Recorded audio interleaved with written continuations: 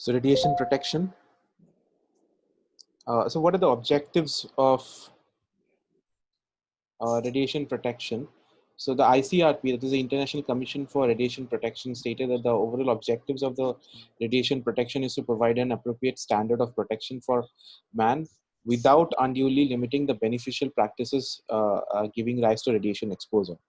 And NCRP gives the objectives as the goal of radiation protection is to prevent the occurrence of serious radiation-induced conditions in exposed person and to reduce stochastic effects in exposed person to a degree that is acceptable in a relation to the benefits of the individual and society from activities that generate such exposure. So as far as medicine is concerned, we need to keep in mind that a certain amount of we need to be okay with a certain amount of radiation that comes out of the diagnostic and therapeutic practices that we do. So there has to be a balance so that the benefit out of it is more in the society, and at the same time the side effect of it is the least. So with that, so protection, why do we need protection, and what exactly do we need protection from? Who needs protection, how to protect, and when to protect, and how much to protect? These are the questions that I'll be answering in the next of the few slides. Before going into that, you need to understand some of the basics of what are the radiation units that we use. So the first one is the quantity known as exposure. So radiation exposure. Exposure is a measure of ionization products produced in air by photons. Okay, so how do you define radiation exposure? You define radiation exposure as uh, exposure X as the quotient of dq by dm. So what is dq? Dq is the absolute value of total charge of ions in one sign produced in air when all the electrons, it can be that it includes phone पे the देख सकते negatrons हैं and the positrons liberated by photon नहीं in तो subscription लेना पड़ेगा phone से इसको कैसे कनेक्ट करेंगे तो डाटा केबल नहीं है Can you all please mute yourselves? वो ऐप बिकॉज़ वोडाफोन प्ले सुनिए वोडाफोन मूवीज की एप्स के थ्रू जाता हूं मैं उस ऐप में जी फाइल आती है तो जब तक दोनों ऐप सेम डिवाइस में एक साथ लेंगे तो वो इसके तो वो तो मेरे में भी है बट तेरे फोन को इससे कैसे कंप्यूटर से कैसे कनेक्ट करोगे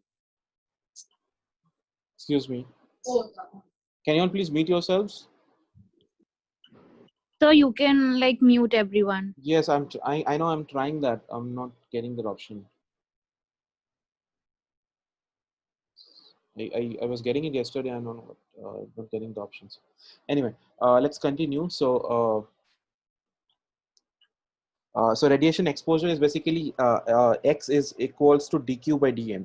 So what is dq? Dq is the absolute value of total charge that is produced in air when which is liberated by with that. So, I'm sorry.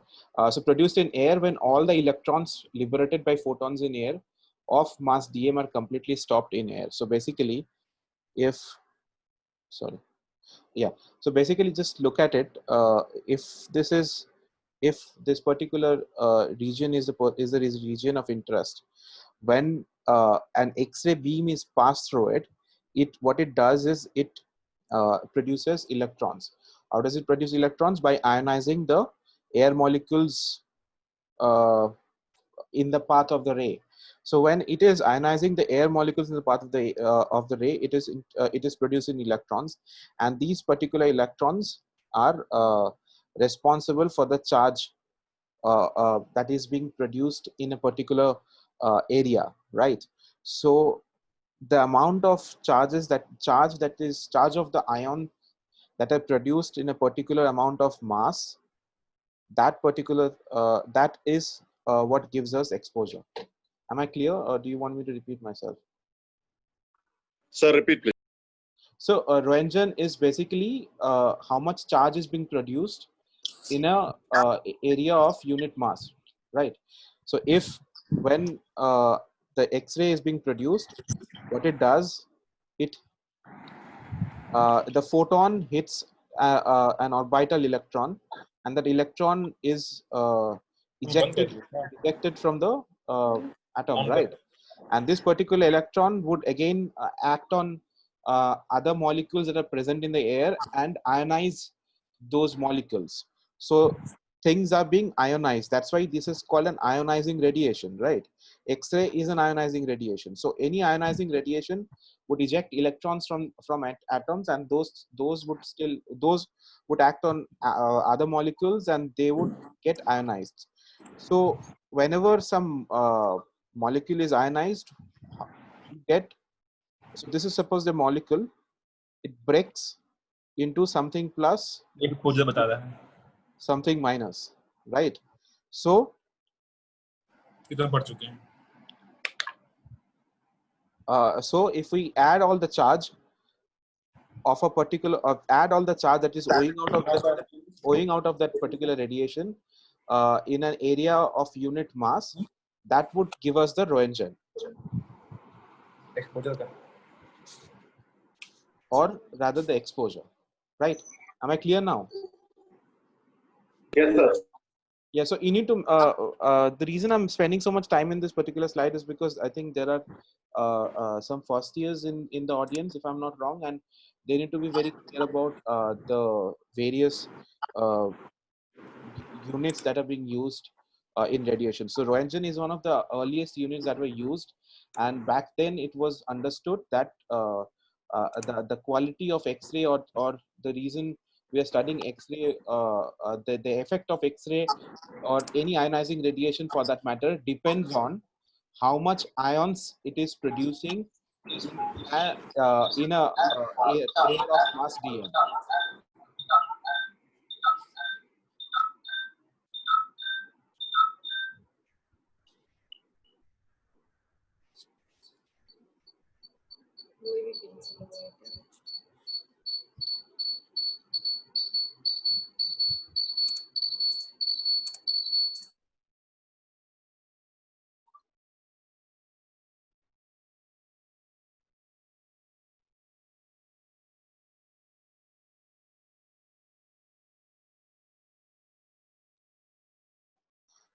Moving on. So the radiation unit of exposure is Roentgen, and it's a unit of radiation exposure. One Roentgen is basically the radiation leading to liberating a charge of 2.58 into 10 to the minus 4 coulombs per kg of air.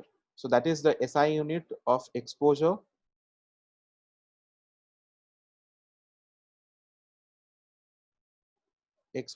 And one Roentgen equals to, whenever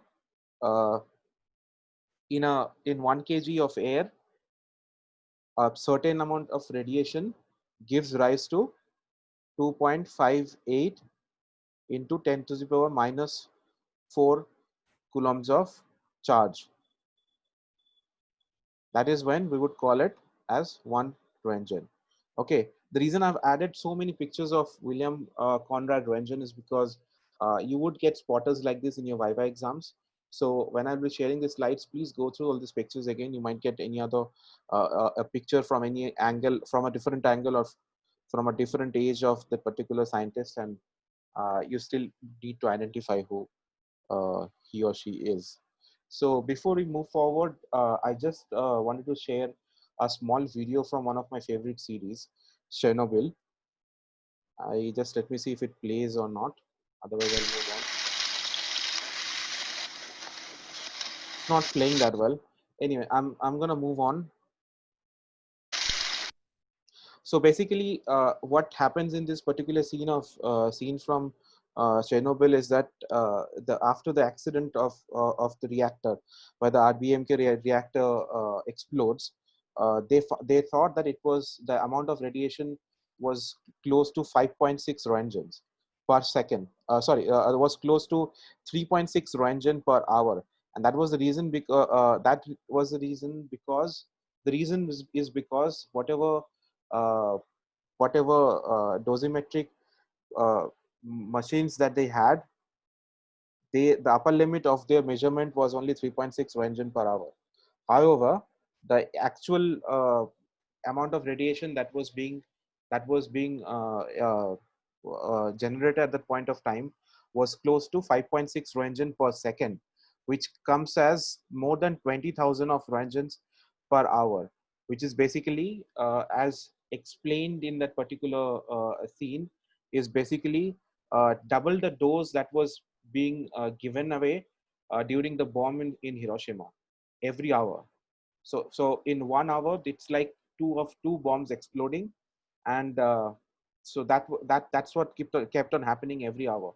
So in a matter of 24 hours, it was the amount of radiation that was being exposed was close to 48 uh, Hiroshima bombs.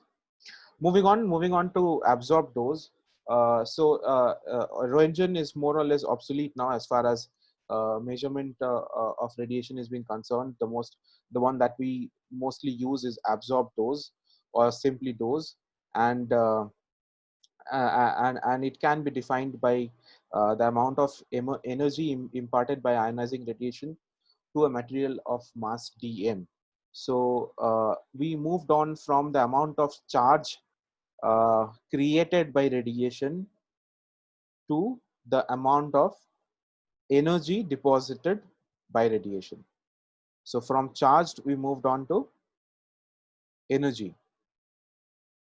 This was because when they were experimenting on the effects of various radiations, they actually found out that the like for example in medicine, whenever we doing uh, like for giving treatment to cancerous diseases, what is more important is not the amount of charge that is being produced in the tissue or in air, but what is more important is the amount of energy that is being deposited in the tissue, in that tissue. And that's why we moved on from an unit of exposure to unit of absorbed dose. And the SI unit of absorbed dose is gray, and 1 gray equals to 1 joule per kg. And the other unit of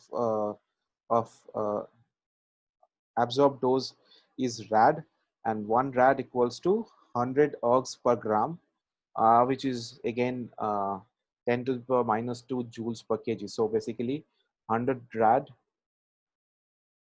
is 1 gray or 100 CGY centigrade. Can any of you name who these persons are?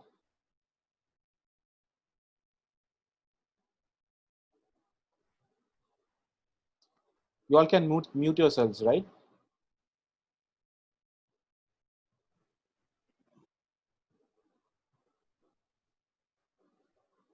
Hello.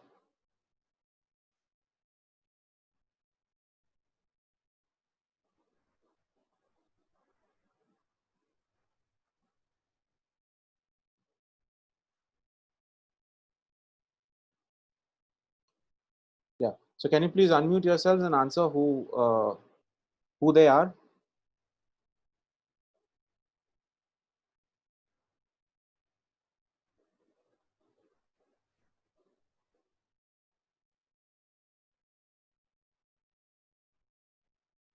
Hello.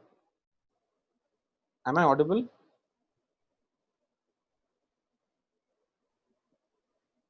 LH Gray.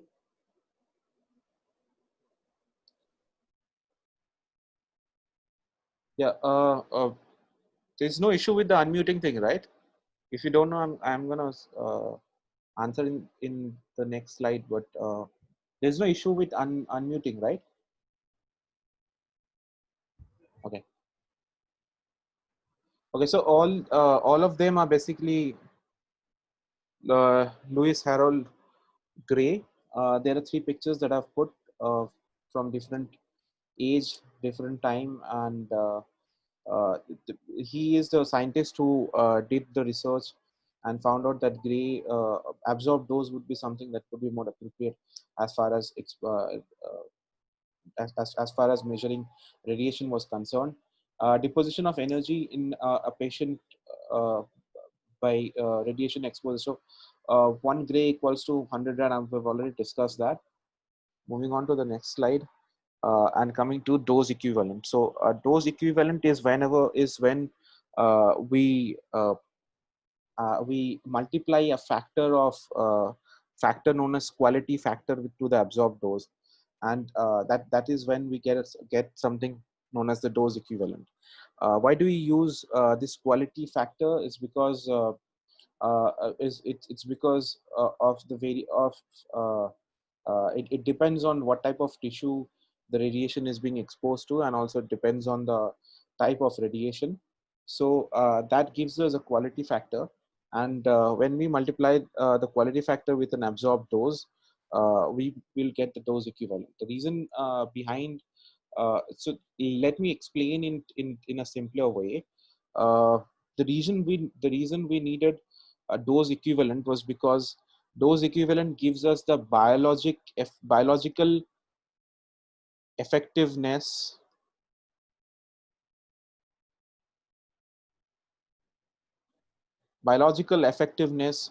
of uh, of radiation, right? So gray is something very physical.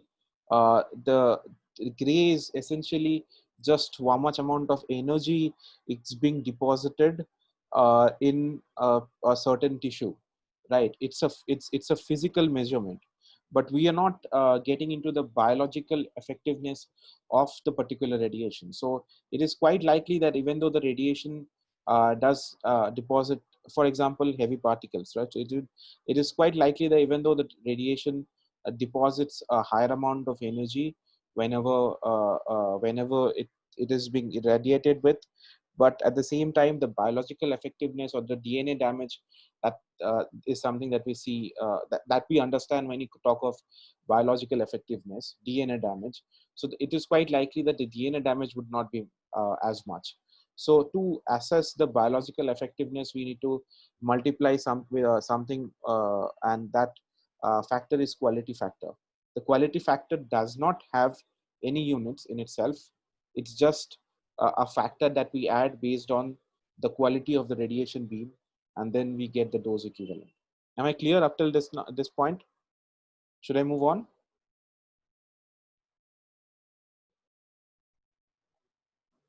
Yes, sir, clear. Okay. Dose equivalent is measured with sievert, and and the unit is the same as what I mean to say is that the dimension is the same.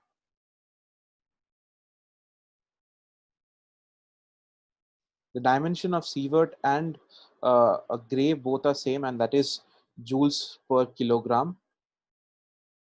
The reason being that quality factor, the thing that we multiply with absorbed dose, this quality factor doesn't have any unit of itself, so it doesn't change the dimension of the absorbed dose, and it gives us something known as sievert. So if we are measuring absorbed dose in gray, then if we're multiplying it with quality factor, we would be getting the resulting sievert, right?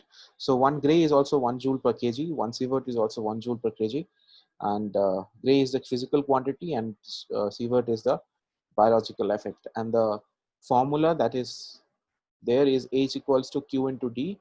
H gives us uh, the uh, the value in sievert, and Q is a quality factor, D is the absorbed dose. Sir, So quality factor is just a number. quality factor is just a number. It does not have any is unit of itself, right? So you can see these are the quality factors. So what we mean to say is that I'll just give a small example. You know that proton therapy is there in India right now, and in proton therapy, whenever you were talking of whenever you were talking of some dose fractionation that we are using in a proton in proton therapy, uh,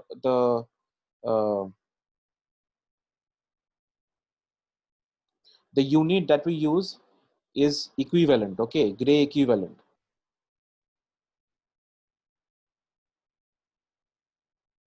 So so it basically means that it would so if we're talking of 1 Gray equivalent, that means it would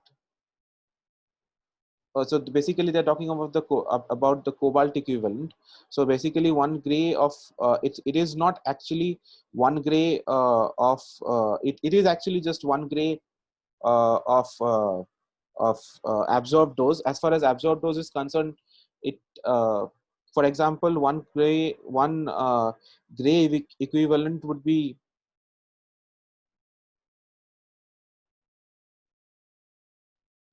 the same amount of biological effectiveness that 1 Gray of photon would give us, right?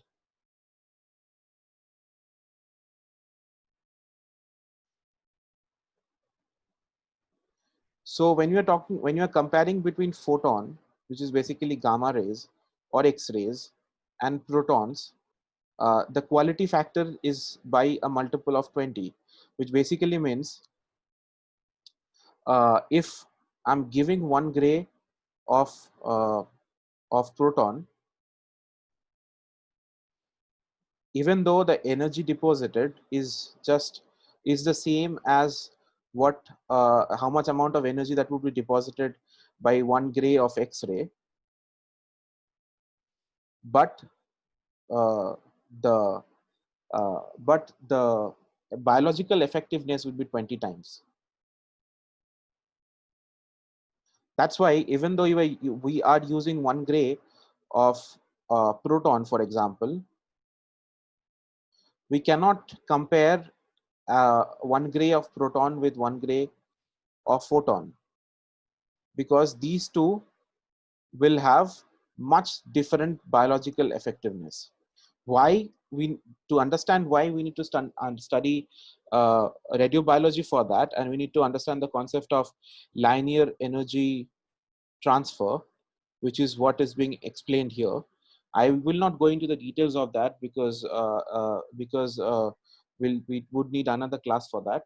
But essentially, what I'm trying to convey is that if you are treating with proton, and we are using the same unit as we use for photon, it would not make any sense, because 1 Gray of proton would have much higher effectiveness, and essentially it would be a much higher dose than 1 Gray of proton.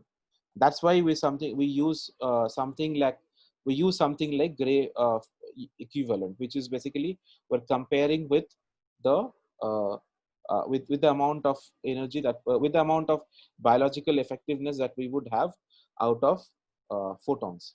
Am I clear?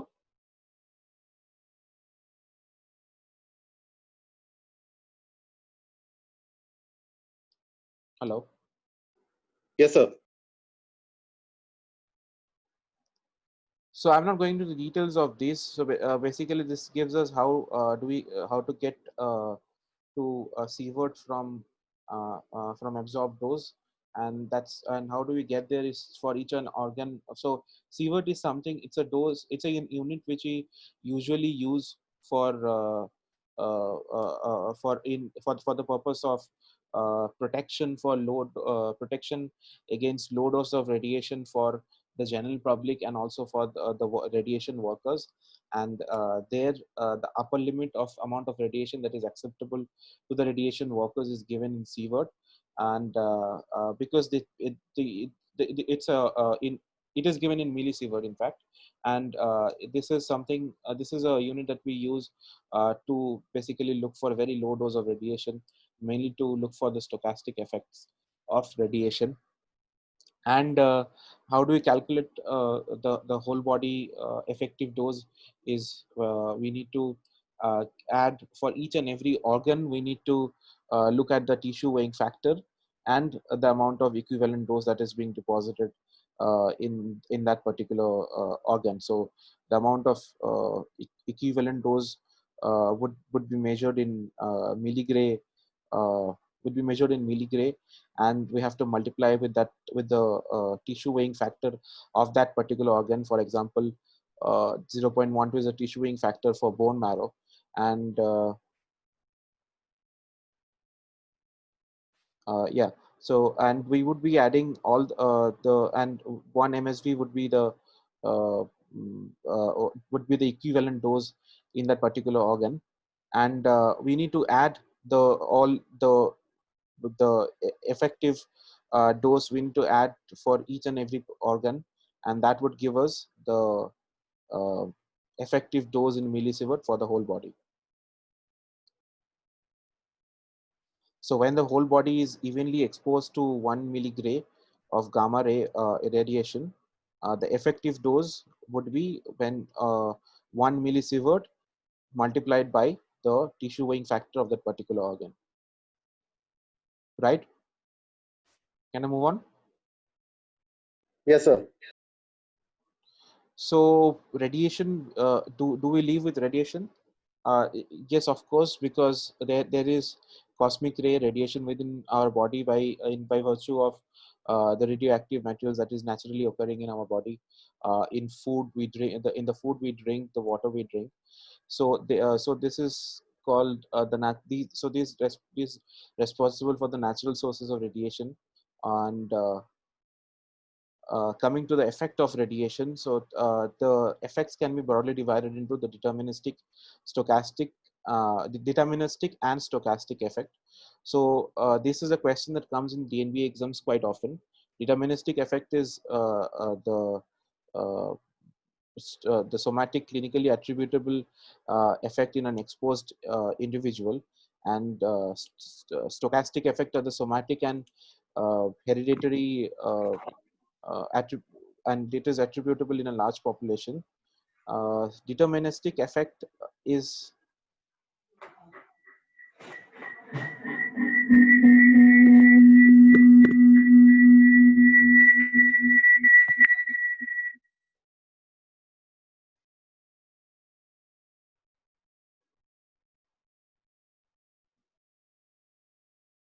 so deterministic effect is also known as non-stochastic effect or a threshold effect. So the existence of a dose threshold is something that defines what the deterministic effect is, and a large number of cells are involved whenever we are talking about deterministic effect, and the severity of effect increases with dose. To explain it in a simpler way, uh, let's consider two kinds of effects.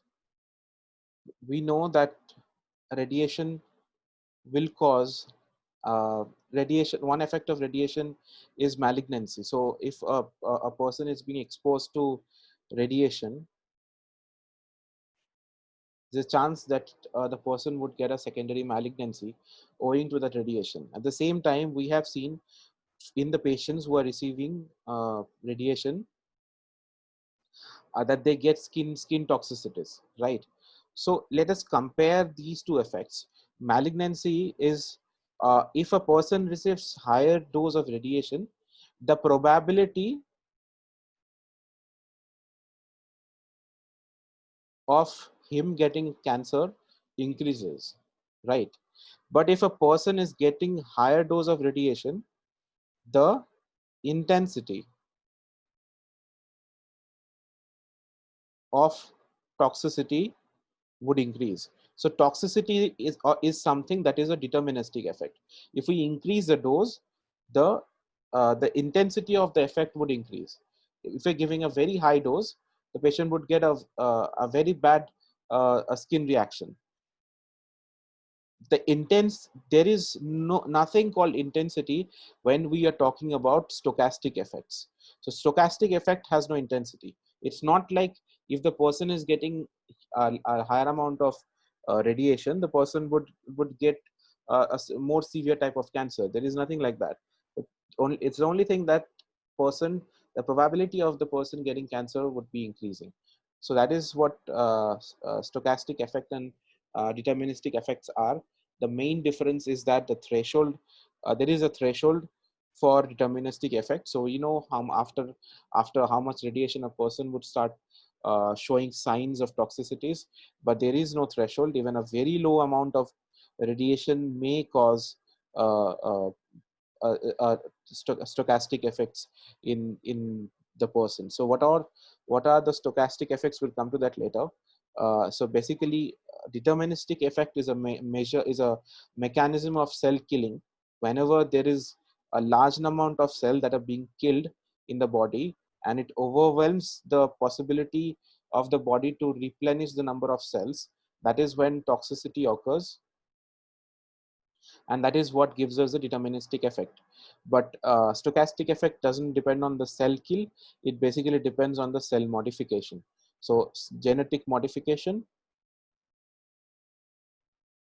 or something else, so that would responsible, that genetic modification is something that we are talking about. So if the cell is modified, two things can happen.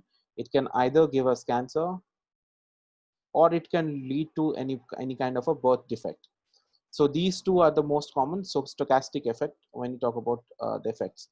I have given some other points, like severity increases with dose, probability increases with dose, occurs only at high doses, occurs at even low doses. Causal relationship between radiation exposure and effect, and causal relationship cannot be established at low doses. We will, if a person comes with cancer, we'll never know if he has been exposed to radiation or not, unless and until the person has a prior history of radiation. So that is what it means. And it is sure to occur at an adequate dose. It might, stochastic effect, it might occur, might not occur. Deterministic, the examples would be radiation sickness, radiation syndrome, like all the toxicities that we have, late toxicities that we have, death, they all come under deterministic effects. Chromosomal damage, cancer induction owing to chromosomal damage, or DNA damage, or DNA modification, genetic effects, uh, uh, and somatic mutations would be the examples of stochastic effects. So moving on to radiosensitivity, we all know that cells in our body can be divided into high radiosensitive to medium and low radiosensitive. Similarly, even cancers can be classified into very much radiosensitive to radio resistant. So we know that we do need radiation protection. How can we give radiation protection, and where and how much should be the limit for radiation protection? So how much should be allowed? How much should be unacceptable? How do we decide that, or who decides that? So for that we have the radiation boards.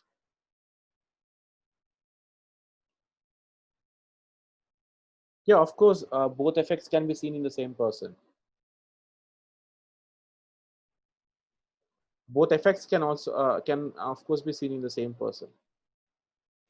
A person can very well have a person receiving radiation can very well have radiation toxicity, and he might as well come after 5 years with a secondary cancer, right? So there are radiation control boards. So there are the three of them that we study is the ICRP, NCRP, and the AERB. So ICRP is the international one. NCRP is N stands for national, which is uh, basically belongs to the US, and AERB is our own board. We would come to that later on. I am just briefly skipping the radiation doses, because I'll be discussing that in later on. So I'll come back to this occupational versus public upper limit of acceptable radiation. So these are the DNV questions that I could find in the last 10 years question paper. Might have missed a few, but this is basically all that belongs to the that actually belongs to the category of radiation protection. So I will try to answer these questions, or at least tell you how to answer these questions later on. So what is the principle of radiation protection? So the principle is that we need to justify the practice. Uh, we need to assess the benefit versus the steps that we are taking to avoid radiation, or the radiation protection. So suppose at some place gives out very low dose of radiation, which is basically not at all harmful for the surrounding areas, but the amount of money that we would need to put in to prevent that much amount of radiation would be really high, or amount of or if we don't allow the particular setup to be built because of the amount of radiation that that particular setup might give out to the society, it would be very detrimental to the society itself in terms of the amount of advantage that the society would get if the particular setup is built, be it diagnostic or therapeutic. So that these two things has to be managed and balanced. So there should be no practice involving exposure to radiation should be adopted unless it provides sufficient benefit to offset the detrimental effects of the radiation. And how do we optimize this protection? So the protection should be optimized in relation to the magnitude of the dose and the number of people getting exposed. How do we take care of that? I will come to that later.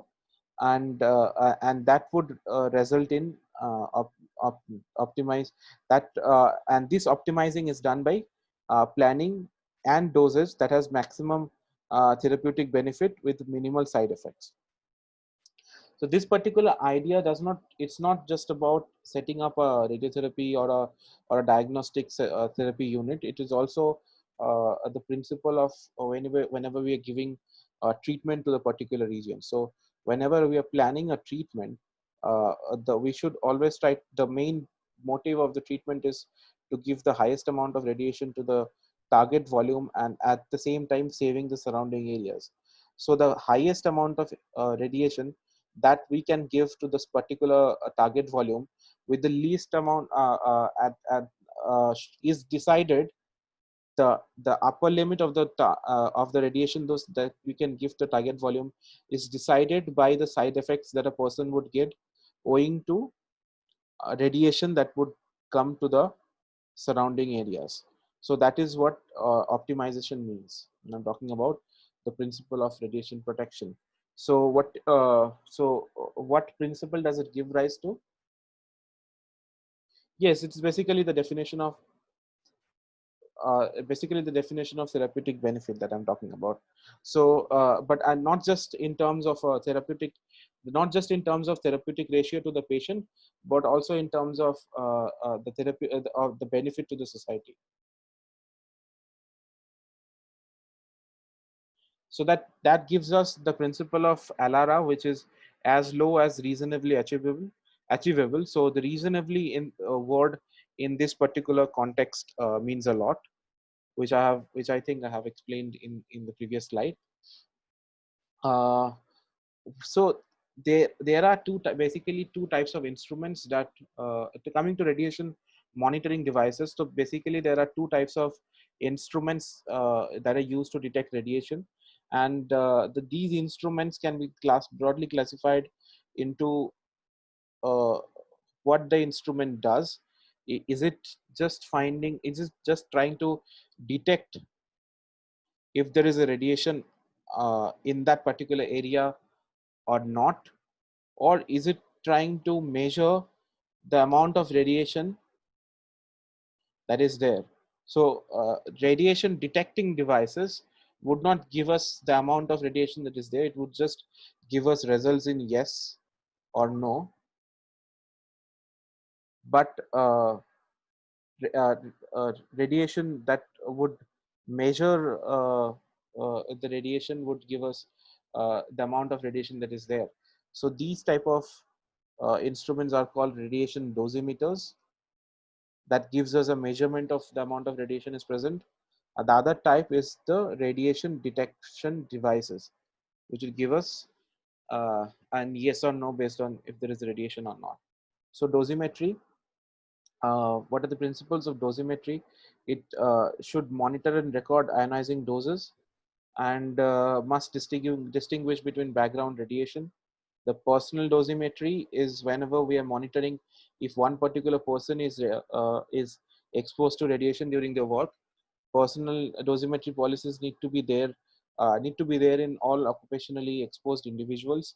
So all the areas where there is radiation and the workers are being exposed to radiation should have a personal dosimetry device on their body to assess how much radiation they're getting.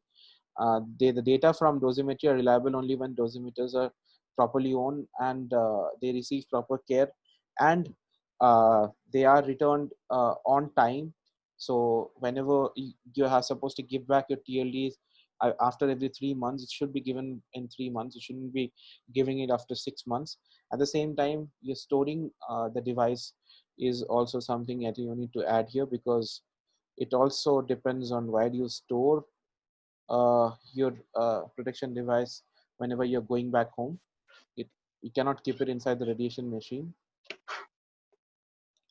Uh, this radiation measurement is something that is time integrated. So it is summed over a period of time.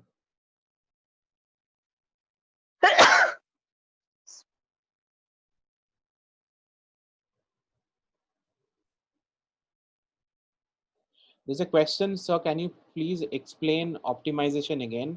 See, optimization is a broad term. Broad term.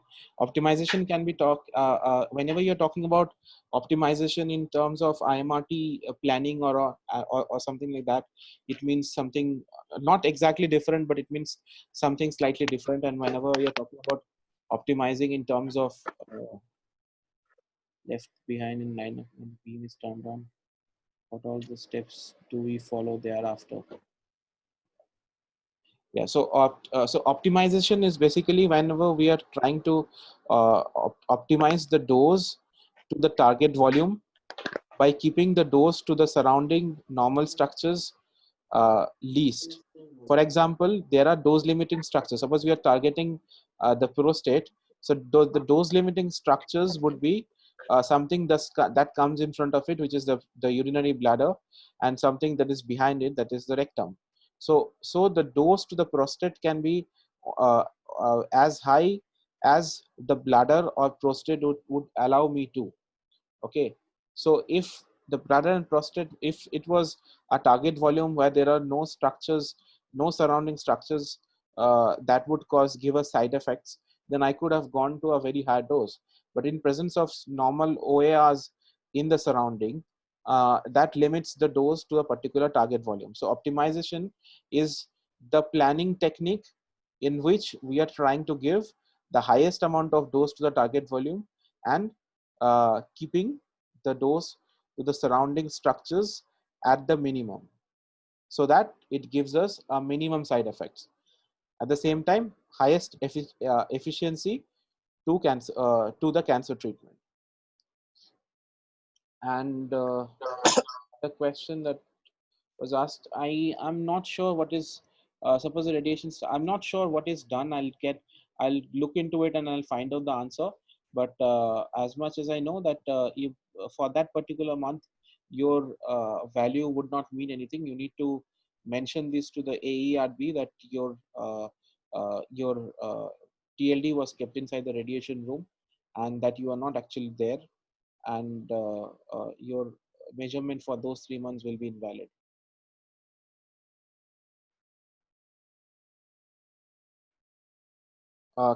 Coming back to dosimetry, dosimetry is an effective estimate of the effective dose equivalent to the whole body in millisievert for the reporting period, which is usually 3 months for TLDs that we use. Dosimeters used for personal monitoring uh, uh, have dose measurement in the limits of 0.1 to 0.2 millisieverts. Proper care includes not irradiating the dosimeter except during occupational exposure, like not leaving it in the room, and monitoring is accomplished through the use of personal dosimeters like with the pocket dosimeter, the film badge, and and the TLDs. So pocket dosimeter, it resembles a fountain pen. It consists of a thimble ionizing chamber with an eyepiece and a transparent scale, and there's a hollow charging rod and fixed with a movable fiber. There are electrometers which is separate and built in uh, like it can the electrometer which is separate and built in, so in a self-reading style. So this is how a pocket dosimeter looks like. uh, I've never seen one actually. The electrons, it basically acts in the same principle as an ionization chamber. So basically there is a chamber inside it, and then there are two electrodes on both sides, and whenever you're giving radiation, radiation is exposed, being exposed in this particular chamber.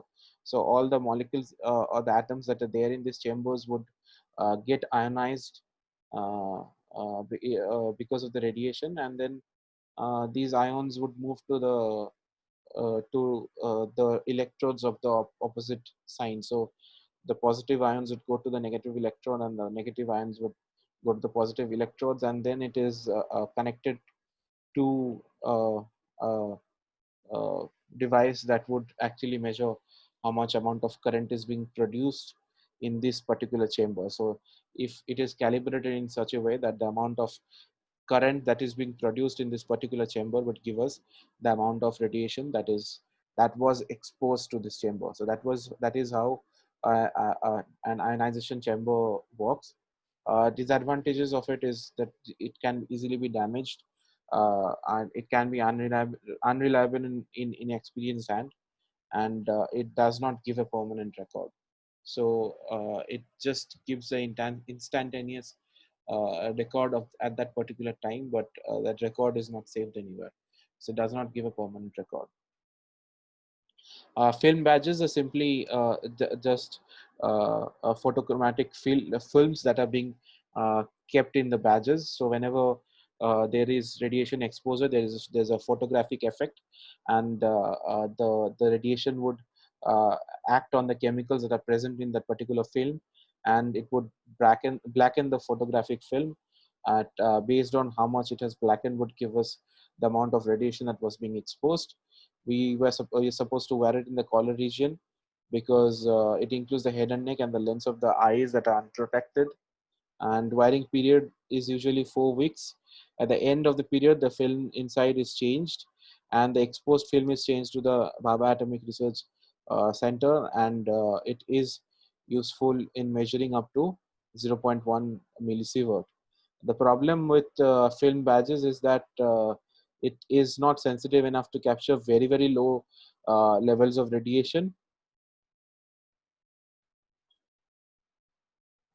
and it is susceptible to fogging and high temperatures. So it would get damaged if kept or stored in temperatures in high temperatures or humidity or light, which means it should not be worn for longer than 4 weeks, and that is why it should be changed every 4 weeks, which is essentially 1 month. So the problem with this particular thing is that if you are changing the badges every month, it would produce a large number of films, and storing these amount of films, checking the number of the entire number of films would become very hectic job, and that's why it's better to use something that is to be changed every three months or so. And the advantage although would be that it is inexpensive, easy to use, and this is something that would keep permanent record. So the film that has been exposed can be kept, and later on you can refer back to how much radiation was exposed. It has a wide range of sensitivity. It can measure from 0.2 to 2000 millisieverts, and it does identify the type and energy of the exposure. The coming to what has been asked multiple number of times in both Viva and theory is TLD. So luminescent dosimetry monitoring is something that we all use. It's very common. It's being used. It's the most common dosimeter that is being used. At the same time, the science behind it is also kind of interesting. The materials that can be used are lithium fluoride, lithium borate, calcium fluoride, calcium sulfate. You need to memorize all these materials that are being used, and at the same time you just need to understand the basic concept behind.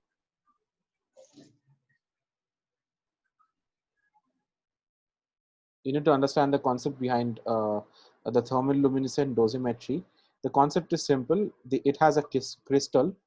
the crystal, whenever is being exposed to radiation, the electron of that particular crystal receives the radiation and uh, goes from its normal energy level. So if this is the normal energy level of that particular electron, it receives the radiation and it goes into a higher state. So if the energy of this particular electron increases, it goes into some higher state and stays there. So this particular position, or it's not a physical position, it's basically a higher energy state, and the electrons in the particular in crystal would stay in that particular state forever unless and until we are heating that crystal. So whenever we are heating that crystal, we need to understand that this was a stable state for the electron. The normal energy was a stable state for the electron. This was also a stable state. After it received radiation, it went to a higher state, which is also a stable state, right? That is the reason this electron doesn't come down from this particular energy state to this energy state. It doesn't come down on its own. How would it come down to the lower energy state? Only after we are heating it. So if we heat it, this particular electron goes to a higher energy state, and in this high energy state it becomes unstable and it comes back to its original state. When it comes back to its original state, it emits light. It emits visible light, and this visible light is being the amount of visible light being emitted by this crystal is graphed with the amount of temperature that we are putting here. So suppose we're heating it at 70 degree, we're getting some amount of light. What is the amount of light that we're getting? We are plotting it in a graph.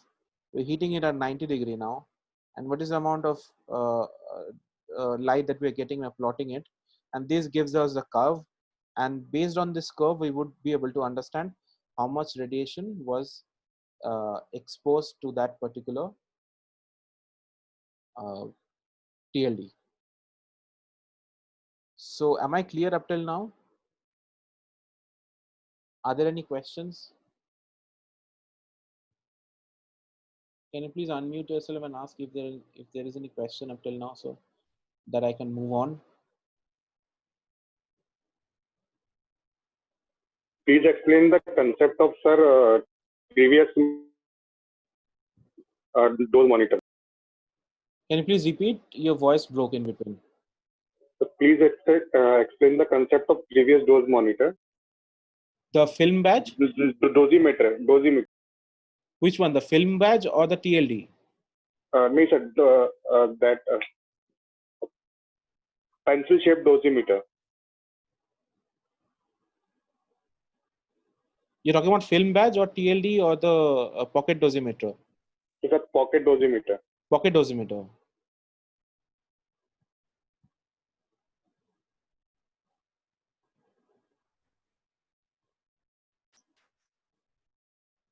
So pocket dosimeter works.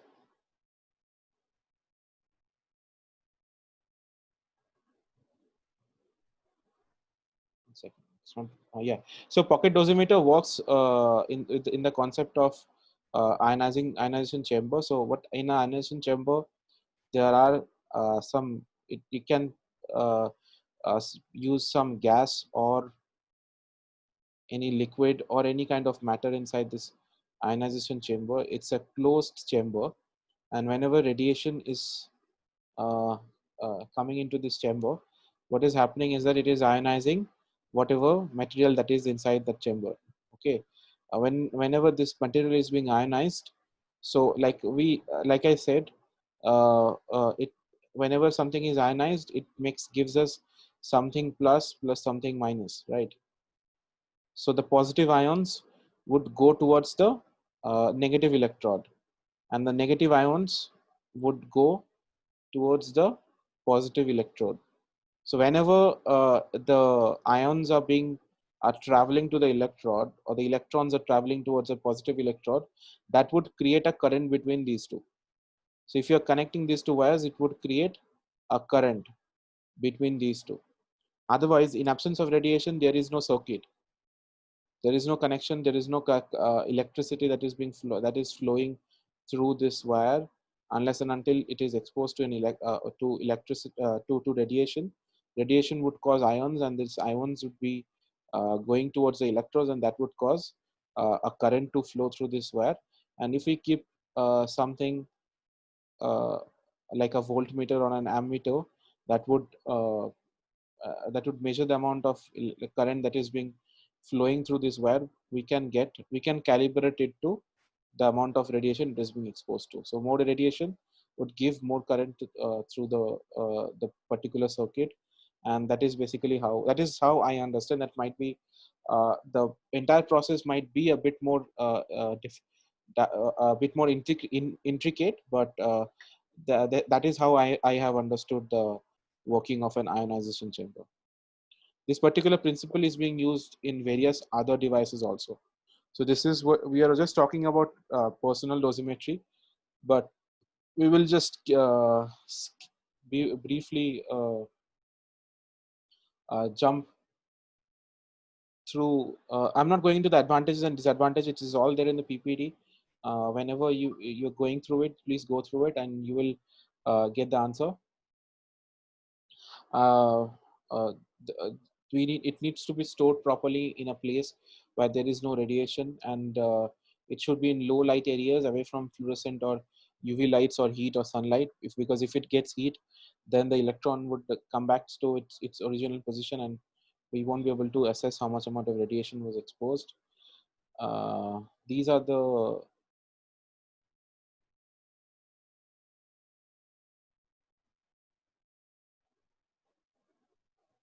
the regulatory boards that we are talking about. The AERB, which is Atomic Energy Regulatory Board, the ICRP, that is International Commission on Radiological Protection, and the NCRP, that is National Council of Radiation Protection and Measurements.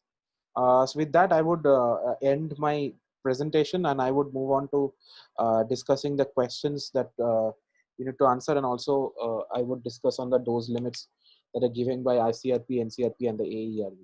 So up till now, are we happy? I would be sharing some pictures of survey monitors and area monitor and GM counters. Who these machines also work on the principle of these also work on the principle of ionization chamber. You don't need to know in the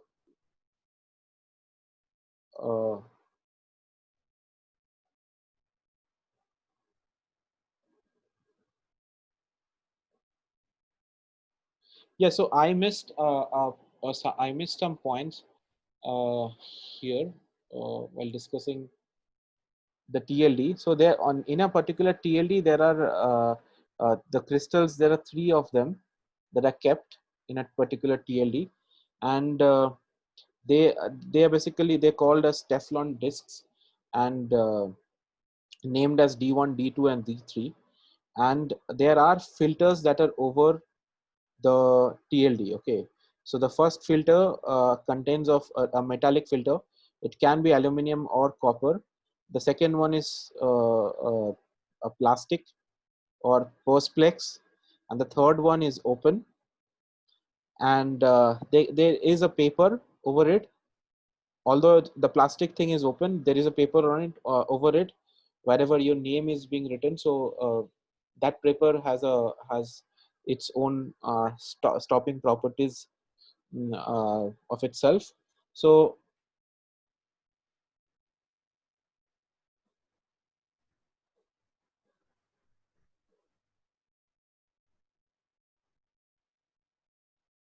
what it does is basically it stops the the radiation. So these, for example, paper does not allow alpha rays to cross, right? So we would not be, so whatever we are getting here is basically all the X-rays and the beta rays that is being produced. Perspex would be stopping on the Perspex would be stopping on all the beta rays, and metallic would also filter some of the low energy X-rays, and that would give us the amount of radiation that is being produced. So it also assess the like the basic use of these particular discs is basically to assess the quality of radiation that we are getting. So normally, if you're using a film badge or a TLD without these filters, we would not be able to know what all types of radiation, what are the specific types of radiation that are being coming that the person is coming in contact with, right? But if you're using filters, these filters would give us how much amount of what radiation are you getting, and that is what we call as the quality of radiation. So to understand the quality of radiation, we just don't need to assess the summation of the dose that is being received, but also the what type of radiation is actually acting upon. That is also something that we need to, and that's why that is the function of these three discs that are being there. Am I clear?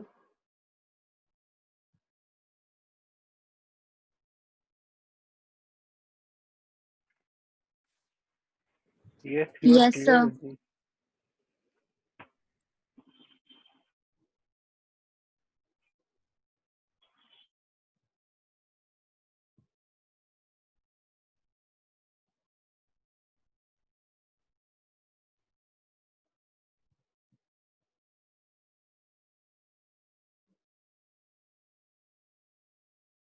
So would you like to add something? I didn't see you come there, sir. Tanvi, sir?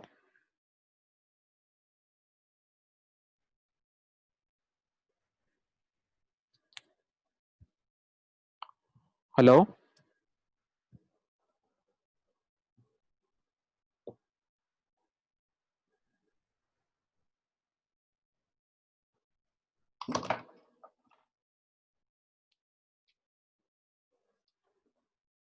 Okay, so moving on to the dose limit, moving on to the dose limits.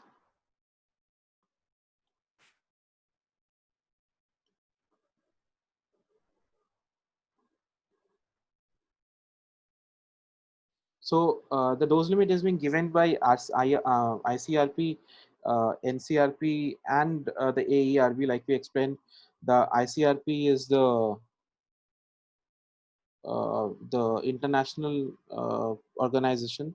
NCRP belongs to US, and AERB is our own regulatory board. And the values that are given by these three are more or less similar with slight difference in between them. So the effective dose to the whole body that is being given for occupational workers and public are different.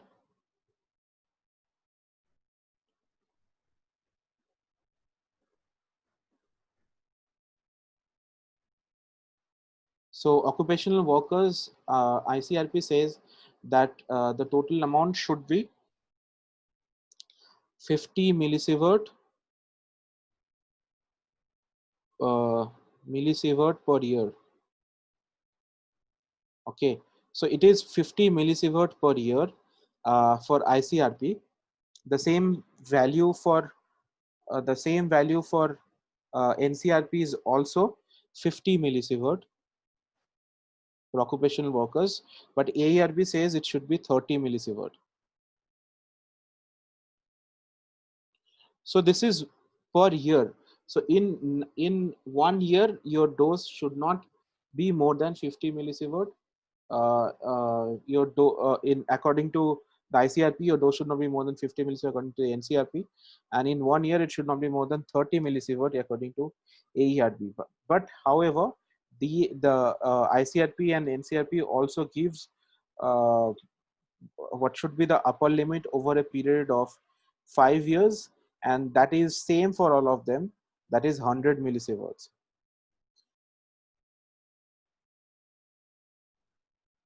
So what I'm trying to say is that over a period of 5 years, the maximum limit is 100 millisievert. If you make an average of that, you would get 20 millisieverts per year. So that is what the average over a period of the last 5 years that is allowed. However, in one particular year, you are allowed to get a high dose up to 50 millisievert. But total over a period of 5 years should not be more than 100. The same value for public in all three is just 1 millisievert. For eye and lens in the ICRP, for occupational workers, it is 150 millisieverts. NCRP also gives is as 150 millisieverts, and AERB also gives us 150. And for uh, the public, here this is where the difference comes. So for public, it is 15 millisievert as per ICRP, but as per NCRP, it is 5 millisievert.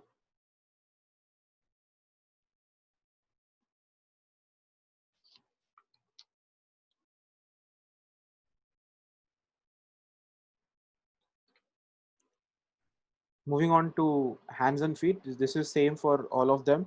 Hands and feet or skin or extremities or whatever, it is 500 for occupational workers and 50 for public. Here also 550, here also 500 millisieverts. And the last one is for the fetus. So once pregnancy is being discovered, so after the diagnosis of pregnancy,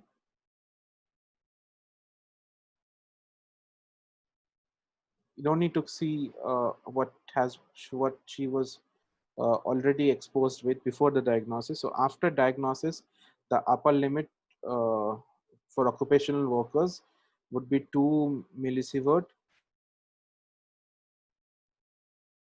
as per ICRP. So this is ICRP, and it would be 5 millisieverts as per NCRP,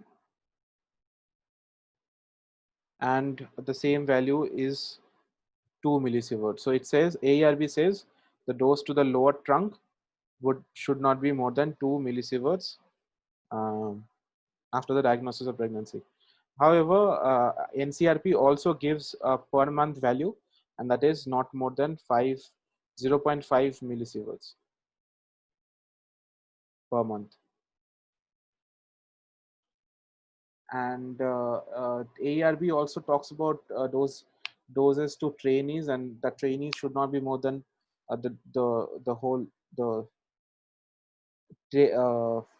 this is for trainees. In case of AERB, it should not be more than 6 millisievert per year.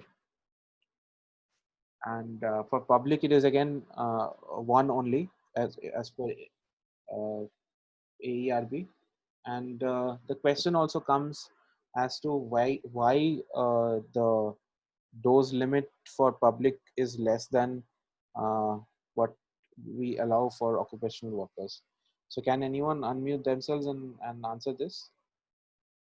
Why is the public for the public the dose limit is less?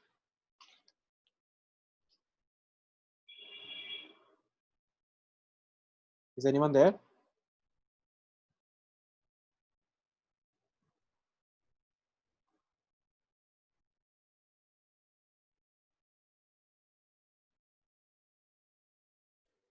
No exposure. Yeah. What? Your voice is breaking. Can you repeat?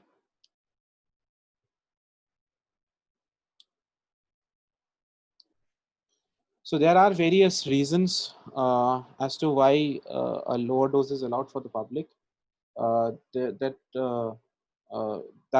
Those reasons are first reason is that the public also includes children. Whenever we are talking about occupational workers, we are only talking about adults because all the occupational workers would be adults, but public does also include children who are at higher risk. That is one of the reasons. And secondly, whenever we are talking about occupational workers, it is the choice of the occupational workers to work in a place where there is radiation exposure. So that is a decision of choice, but public may not choose to get irradiated. So that's why the dose limit for public should be still less, because they are not choosing to get radiation. Third is that occupational workers only get exposed when they are working, but public is exposed throughout their entire lifetime. Fourth reason is that the public is receiving no direct benefit from exposure. So there is no direct benefit as far as public is concerned. The occupational workers at least gets a job, but there is no direct benefit for the public. Second, the public, they have their own place of work. So from their own place of work, they are exposed to the occupational hazards of their occupational hazards of their own occupation. So that is one of the reasons. So risk from their own occupation. And the last one is that the public is not subjected to strict scrutiny that is there for occupational workers. So we occupational workers, we will have to undergo a strict supervision and monitoring. We do get TLDs, but the public would not get TLDs, or they will never be exposed to any other. They will not never get. Will never get to measure what all radiation they're being exposed to. That is one of the reasons that the dose limit for the public should be lower than the occupational workers. So these are the 6 points that you need to remember whenever you ask this question. This is also a theory question. Sir, but the radiation workers are also exposed to risk as public when they are not working in radiation. Yeah, that is true. That is true. That whenever they're not being that whenever they're not working, they're also being radiated as a public. So that is there. But at the same time, that extra amount of radiation that the radiation workers are getting is something that they get to choose. So that is why for occupational radiation workers, the limit is higher, because they are choosing to. It becomes an ethical issue. The public is not choosing to get irradiated, and as this is also a reason why we need to keep the dose to the public as low as possible, because as a public, the radiation occupational workers would also get some extra amount of dose. Is it clear? Okay, sir. Thank you. Yeah. Other than that, there are other questions like establishing a radiotherapy facility. That also comes under comes as one of the DLB questions. I will be sharing the notes that I have on that. Just a few points I would brush up about establishing a radiotherapy facility is also one of the questions. Excuse me, sir, can you The please question. explain the pregnancy dose level? Pardon? Limit. Pregnancy dose limit. Pregnancy dose limit is the value after after being diagnosed. So the value is 2 millisievert. This is obviously to the fetus, okay? It's not to the mother. So the dose limit, the dose to the fetus should not be more than 2 millisievert as far as ICRP. The limit is slightly higher as given by NCRP. It is 5 millisievert, and again ARB gives it as 2 millisievert. NCRP also gives us per month value, and the per month value should not be more than 0.5 millisievert.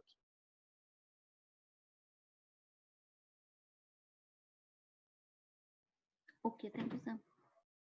So there are questions that we that have come, like how would you observe radiation protection in your department? If you go through the question that I shared, there's a question known as how would you observe radiation protection in your department, or how would you set up a radiotherapy facility, and yeah, so various type of questions have come like that. So I'll just briefly discuss about establishing a radiotherapy facility, because this is also a part of radiation protection. So I will not be noting it out in details, because I will be sharing my PDF in the group. So while establishing a radiotherapy facility, you need to, the first thing that you should keep in mind is the location. So where are you making it? So it should be located inside the hospital complex, but at the same time it should be in a low occupancy area. So your radiotherapy facility should not be in a part of the hospital where lot of people come and accumulate. So it should be in a low occupancy area. That is one thing that you need to take care of. You also need to consider the initial cost and efficiency of the particular exposure. So for example, if you're making a bunker, so the advantage of making a bunker is that you are not supposed to, you don't have to invest on making the walls of the radiotherapy facility to be thick, because it is going underground. So if you're making it underground, you don't need to invest on the walls, but at the same time your roof has to be properly uh, uh, uh, thick, to avoid any secondary beam. And there would be an extra cost of excavation. So you need to find out, whenever you're trying to establish a radiotherapy facility, you need to find out what amount of cost that is going to go into making the bunker, and would it be cost effective or not. Secondly, the access of the particular radiotherapy facility should be such that trolleys and bed could pass through the shielded room or the maze that we are making. The maze, through the trolley or a bed can easily go through the maze, so that you can bring bed bound patients to the radiotherapy room. And a few other things that you need to take care about, uh, take care while making the access. The angle through the barriers should also be big enough for the couch and trolleys to turn. And the room size should be large enough to allow full extension of the couch in any direction. So there has to be a radiotherapy couch at the same time.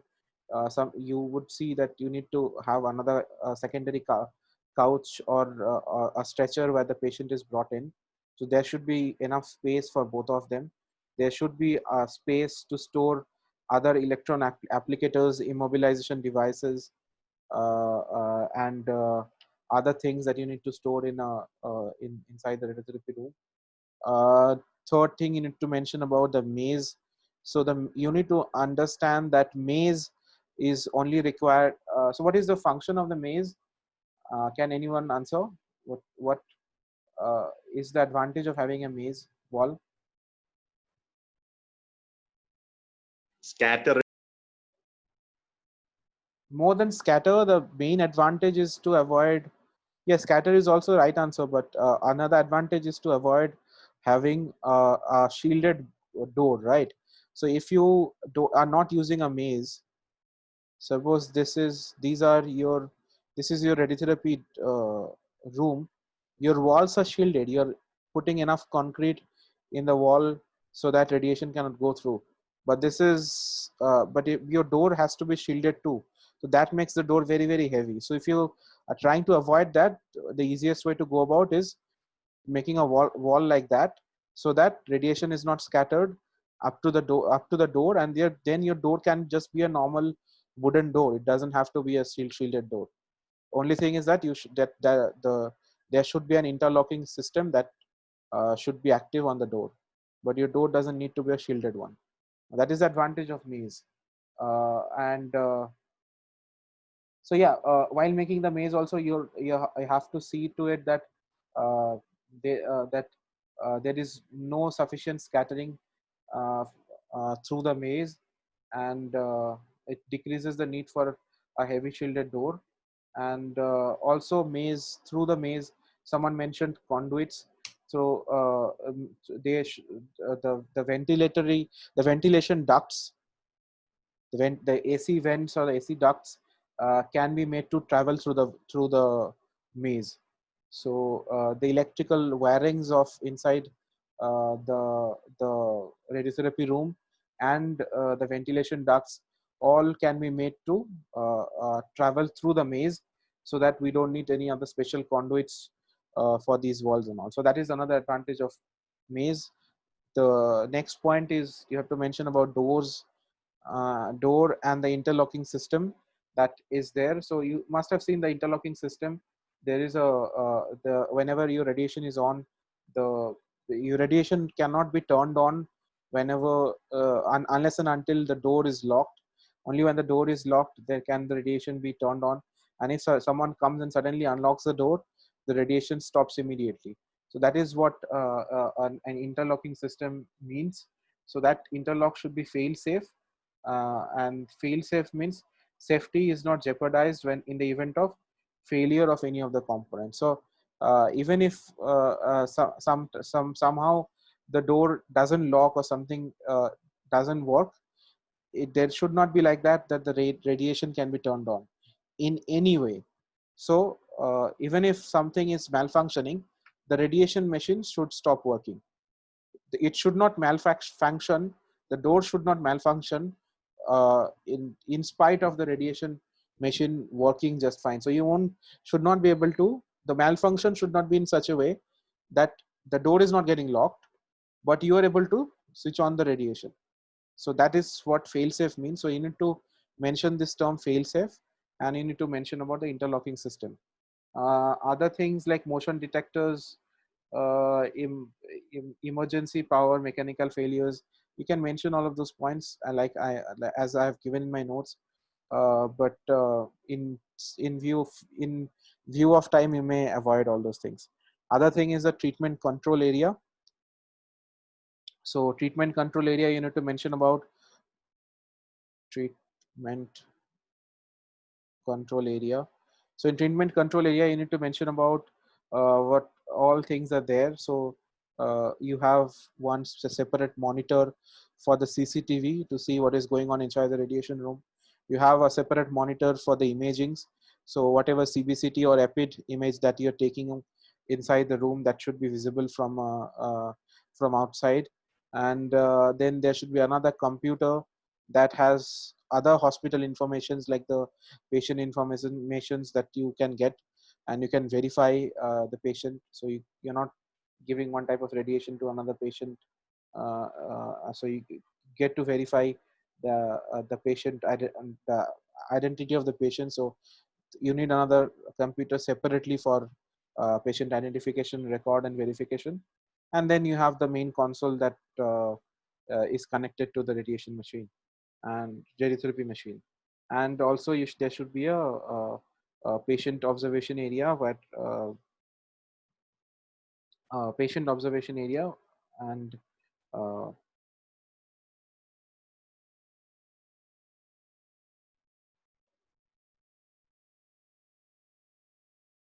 the patient observation area should also be there. And lastly, for ducts and shielding,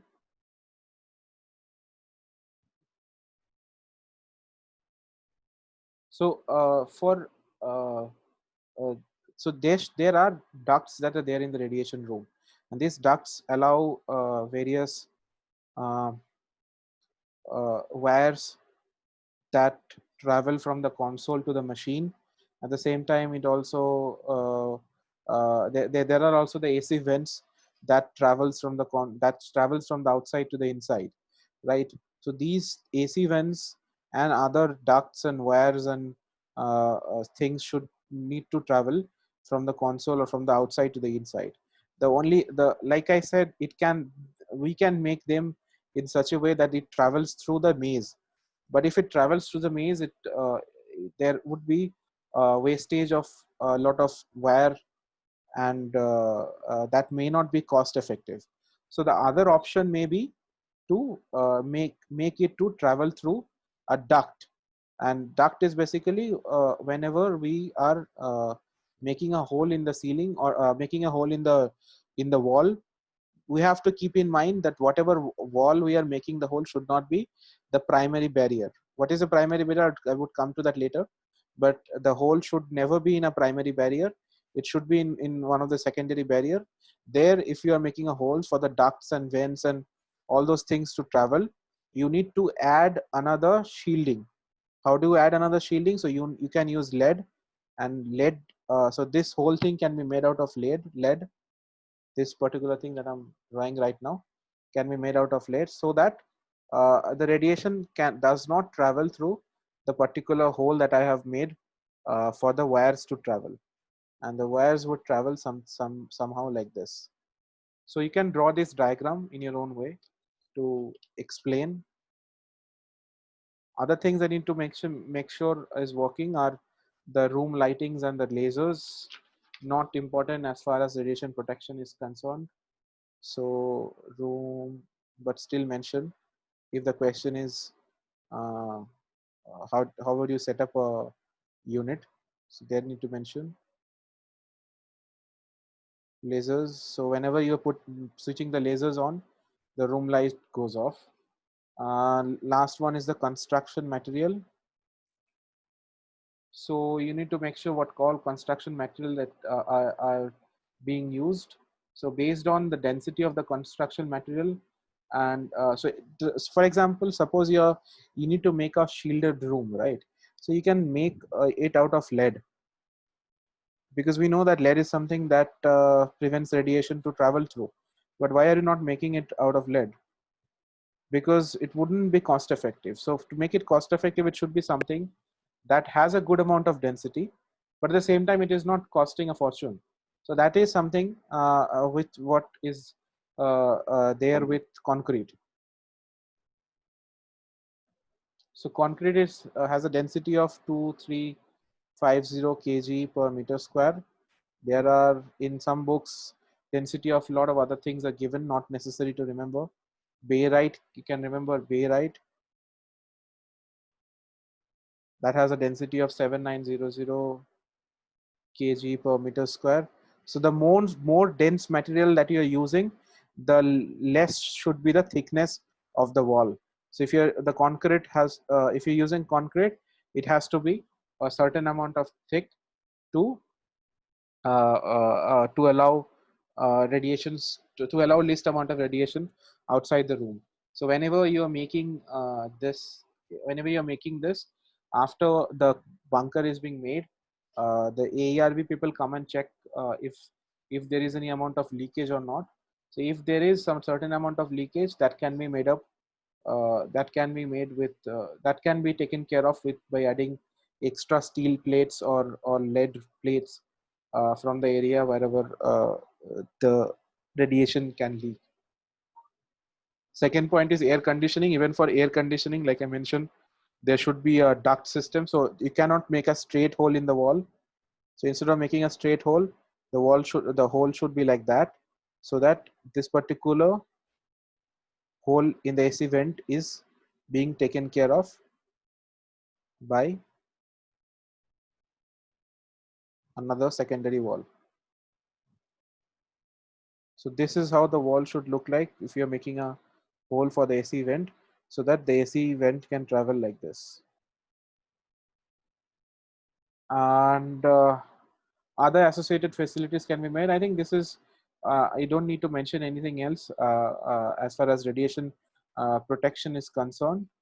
And if you want, you can add some extra point about CCTV, extra points about the door interlockage, the provision for wedge trays, key switch that are there. There should be an emergency switch.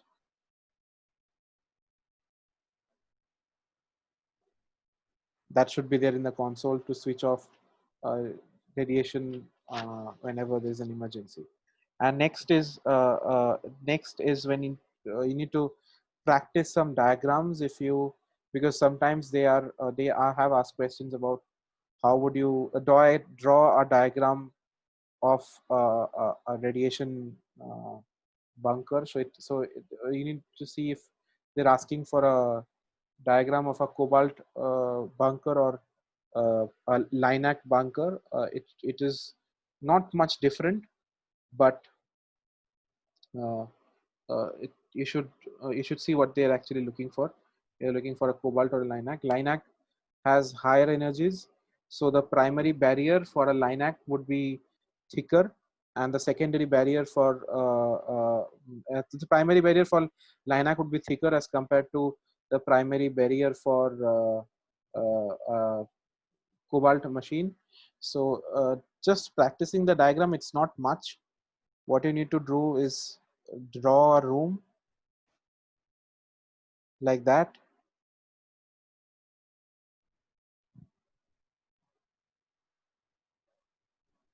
and then give a maze wall, right? And there can be the door. So this is where your door can be, right? The thing that you need to take care of are the primary barriers. So primary barriers is the area in the wall where the primary beam is hitting. So if there is a LINAC like that, the LINAC or a cobalt machine, the gantry of it will keep on rotating, right? So it rotates 180 degree, and the direct beam can hit this area, it can hit this area, it can even hit the roof. So if you also need to draw the roof, so it can even hit the roof and leak through the roof. So for that matter, that this particular area where the gantry head lies has to be thicker, and this is what is known as the primary barrier. So the barrier that prevents the primary beam to travel through is the primary barrier. The reason to have a thick wall in this particular area is so that scattered beam doesn't travel through. So that's why they are known as secondary barrier, and this is the primary barrier. So this is how you should need to practice drawing a diagram. You need to mention some thickness. So as far as thickness for LINAC is concerned, the primary barrier should be in the range of 1.6 meters to 2 meter, and these walls can be as thick as 1 to 1.3 meter. So you can make it 1.3 meter, and this one should be primary barrier should be 1.6 to 2 meters. And the same thing for cobalt. So the cobalt primary barrier can be in the range of 1.3 meters, and secondary barrier, so the secondary walls will be in the range of 0.6 to 0.7, something like that. You can write meter. So am I clear? I haven't taken any pause. So is it clear or? Yes, sir. Clear. Yes, sir. Yes, sir.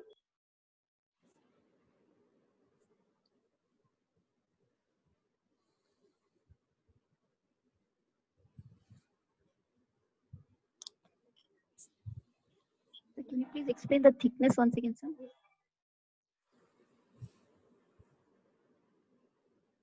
Yeah. So while drawing, just rub this. Okay. So the primary barrier is and the secondary barrier, right? So primary barrier, as I showed, should be the area where the beam is the primary beam is coming.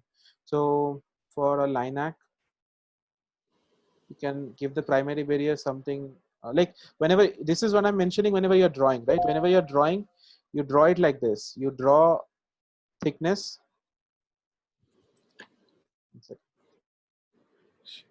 So whenever you're drawing, you draw the thickness like this, and just mention one value. Don't write any range. Just mention one value, that this is 1.6 meter thick, and this part is 1.3 meter thick. Just write a thickness like that. Here write it like 1.3, or you can write 1. Here again 1.3. Okay. Just revising what all the thickness should be. So primary barrier should be in the range of 1.6 to 2 meter. Here you can write 1.2, 1.3 meter. That is for LINAC. For cobalt, the primary barrier can be 1.3 meter and the secondary barrier can be 0.6. Just giving a value that would be close to the actual values that are there. For this is for, so if you're making it out of concrete, that is how much thickness you would need to stop all the radiation in a radiotherapy room. The question also comes as to how to make a brachytherapy room, and even for a brachytherapy facility, the rooms for LDR, wherever we are using LDR brachytherapy, may not need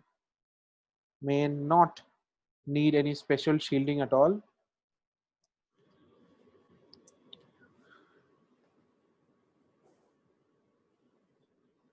And for afterload, wherever centers we're using afterload technique and you're using HDR, they do need special facilities.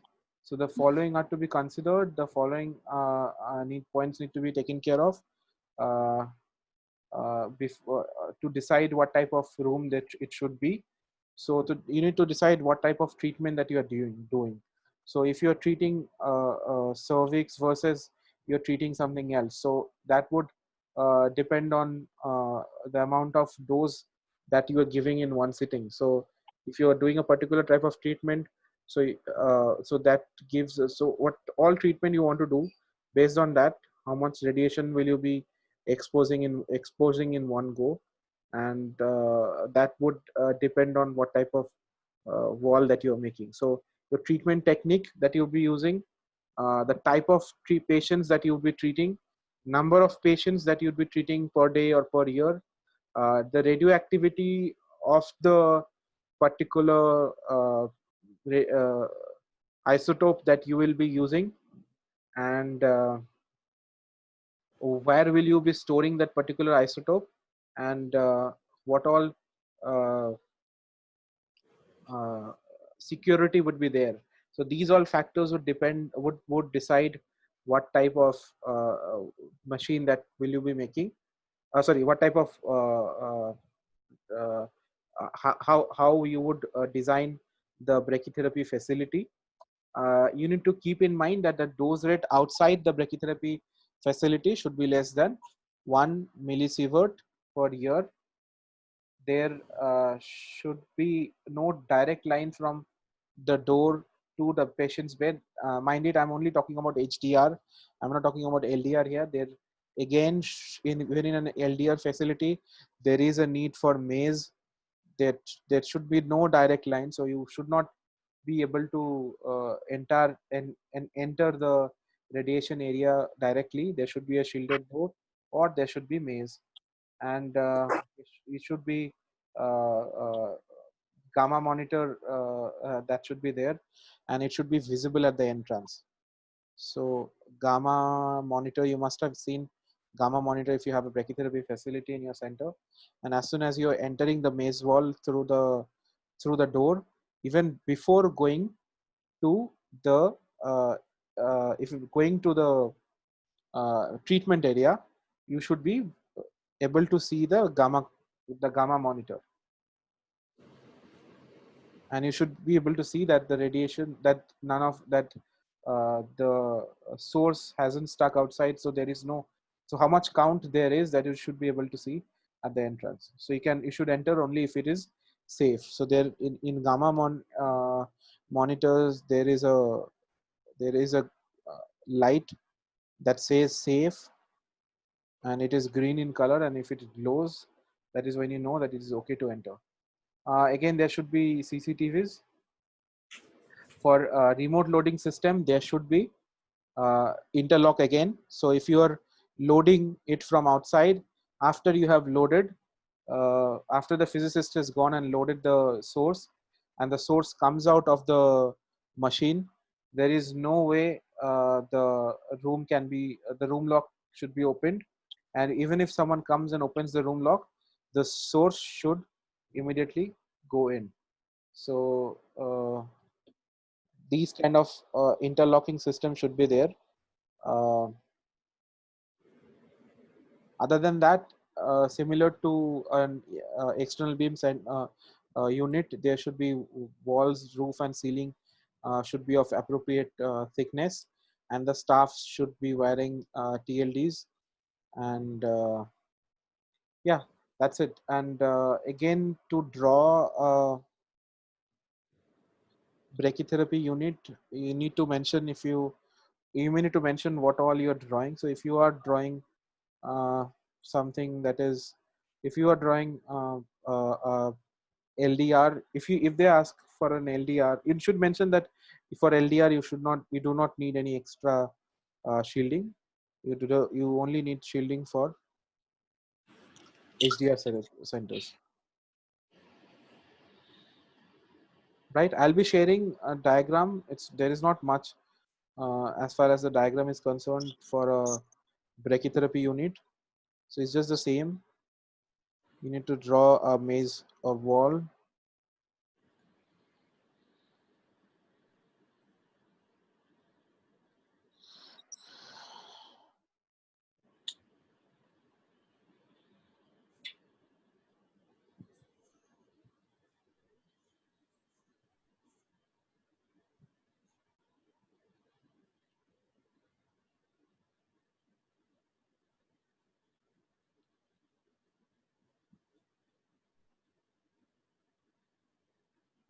Something like this.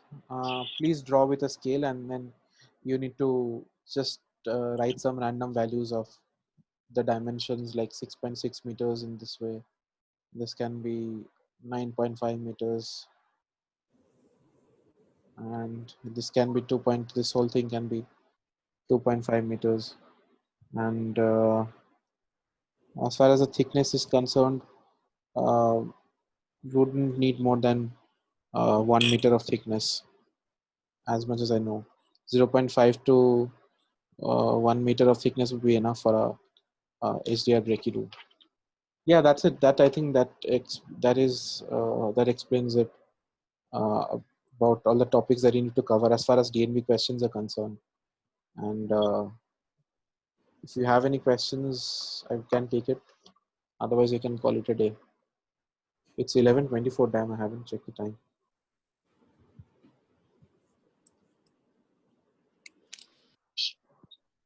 Someone has said, please explain barriers. I've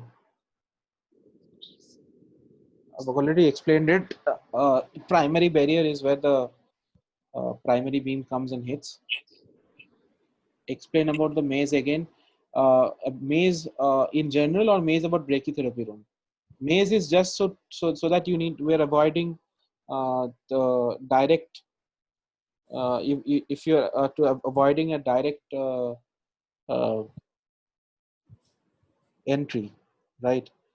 So, for example, if you don't have this particular wall, if you remove this particular wall, so I'm removing this wall, even in a brachytherapy center, and you have a direct entry. So this is a treatment area, and you enter it directly. So your doors that should be put here should be shielded. It should be made out of lead or something which has a very high density, and then it becomes very expensive to make such a door. That's why we're making a maze so that this door can just be a normal door, and at the same time it is not allowing any radiation to come out because there is an additional wall that is preventing all the radiation. So that maze should be long enough so that the radiation should not be able to scatter through the maze and then come out like that. The radiation should not be able to scatter like that. That's why you need a long maze. At the same time, it is also preventing any direct radiation to come out, any radiation leakage. The possible questions, you do have maze even in cobalt, but the thickness of all of those things would be less, Dr. Manish. Can you please tell the possible question, radiation protection in DNV practical? In DNV practicals, they would be asking you about TLD badge. They would ask you what all the mechanism of action that is there inside a TLD badge. They might ask you any other devices that can be used, like for example, a film badge or something. Different types of lasers and position of the laser. So the position of the laser should be around the position of laser should be around should be at the waist size, I guess. There was something like regarding that. I'm not sure. I'll get back to you when I'll I'll look about it and get back to you. I'm not sure about the colors used, or if color really matters in that. Yeah, I'll be providing more.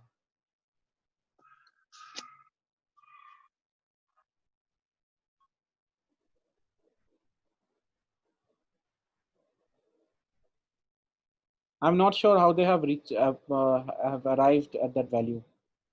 I need to do some more research to be able to know.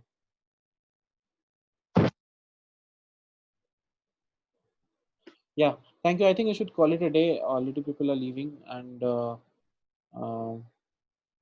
will be sharing the note. If you have any questions, please contact me. Yeah, about QA and RT, there is not much to explain. It's just it's just a. I'll share the note. I think you will get everything in the note. So I won't think another class is necessary for QA and RT. I will be sharing the note. You'll get everything in the notes. Chambers, I think we have had discussion on chambers. Okay. Thank you.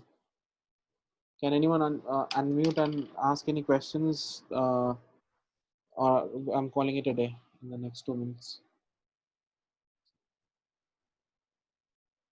Thank you, everyone. Thank you so much, sir. Thank you, sir. Thank you, sir. Thank you, sir. Good night.